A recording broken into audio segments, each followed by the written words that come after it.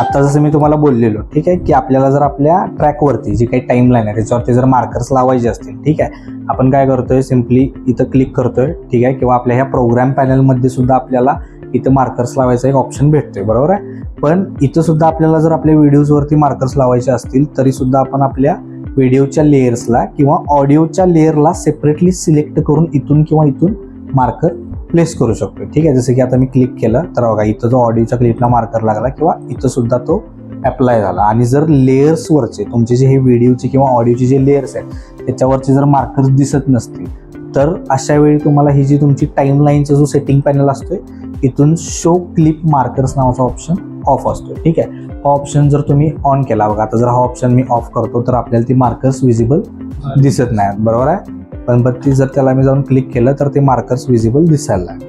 आणि ह्यापैकी कोणतेही मार्कर्स जर परत आपल्याला काम झाल्यावरती आपल्या टाईमलाईनवरती नको आहेत दिसायला तर अशा वेळी आपण राईट क्लिक करून इथं क्लिअर ऑल मार्कर्स किंवा एखादा सिलेक्ट केलेला क्लिअर सिलेक्टेड मार्कर नावाच्या ऑप्शनवर क्लिक करून मार्कर रिमूव्ह करू शकतो, ठीक आहे. समजलं. मग स्पेसिफिक लेयरला किंवा तुमच्या टाईमलाईनवरती सुद्धा आपण सेम गोष्ट अप्लाय करू शकतो.